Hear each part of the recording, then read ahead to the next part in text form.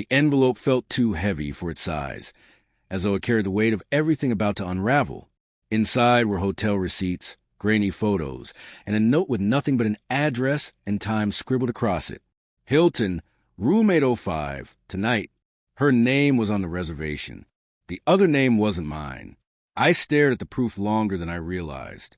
Then I slipped on the watch she had given me for our 10th anniversary, the same one I still wore every day, like a fool clinging to a promise already broken. No tears came, no shouting, just the steady tick of the second hand, echoing the quiet collapse of a life I thought was secure. We had met in college. She was all laughter and motion, a spark that drew people in. I fell hard, blind to everything except her brightness. 12 years later, we had a home, a dog, shared bills, late-night takeout eaten on the floor. Or so I believed. Looking back, the signs had been there all along. She stopped humming while getting ready in the mornings. Her gaze drifted mid-conversation. Her phone never left the table face up. Her kisses grew mechanical. Excuses arrived rehearsed and flimsy. I ignored every warning, choosing trust over instinct, until room 805. I didn't need to walk inside. I had enough. Instead, I sat in the bar across the lobby, eyes on the elevators. At 11:43 p.m., they emerged together, her hair pinned neatly, wedding band gone. They didn't need to touch. The space between them already told a story. I followed them home. Hours later, she slipped into bed as though nothing had happened. That was the moment grief hardened into something sharper. Not rage, but focus. I went silent, patient. I gathered evidence. Charges, schedules. Clothes faintly scented with a perfume that wasn't mine. She said it was a new detergent, bought just for me. Lies. His name was Alex. Married, 2 children. A CEO I once admired. I found her second phone stuffed inside a hollowed lotion bottle. Careless work for someone running 2 lives. Their meetings always aligned with the hours she claimed were for yoga. I watched him once from behind sunglasses in a cafe. She laughed at something he said, touching his arm the same way she once touched mine. It cut deep, but I didn't flinch. 3 weeks later, I had everything I needed. That's when I met Rachel, his wife. Sharp, calculated, more intelligent than both of them put together. At first, it was casual, just coffee and light talk. Then I asked about her marriage. She sighed.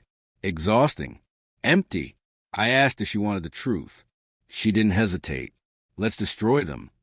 We chose the night with care. His company's winter gala. Black tie, full crowd, the perfect stage. My wife wore red, her usual choice when she wanted all eyes on her. She didn't notice me right away, not until I crossed the room with Rachel on my arm. Her smile froze, hand half raised toward me. I stepped back. Rachel leaned close, her words carrying to the nearest tables. Is this the woman sleeping with my husband? Silence crashed over the room. Faces turned. I didn't raise my voice. I simply walked to the stage, took the microphone, and thanked everyone for coming. Then, it isn't easy to bring people together, especially when some of them have been betraying their families for the past 4 months. Gasps followed. I laid it all out. Receipts, photos, messages, shared calendars. The evidence was undeniable. My wife's face drained color. She whispered, "Please, let's talk." Rachel cut her off coldly. "Save it. Even your lies are borrowed." Alex tried to defend himself, but I silenced him with a hand. "No, you've had your time. Now we take ours." There was no chaos, only precision. My divorce papers were already filed. By morning, she was served. Half our assets had been protected years earlier through a refinancing she'd signed without reading. Rachel moved faster, drained accounts, filed for custody, and delivered the proof to his board of directors. By Monday, Alex was unemployed. I left quietly, taking only my books and the dog. The house stayed behind, a shell of memories I no longer wanted. Sometimes I think back to that night, the collective gasp when the truth shattered like glass under weight. But what lingers isn't pain. It's control. Strength isn't found in breaking things or in screaming. It's in patience, in gathering the pieces, and placing them carefully before letting gravity do the rest. She thought betrayal would destroy me. Instead, I walked away with the only things that mattered: my dignity, my clarity, and the cold satisfaction of knowing that when the mask fell, I was already holding the strings. Betrayal leaves scars. But revenge is art.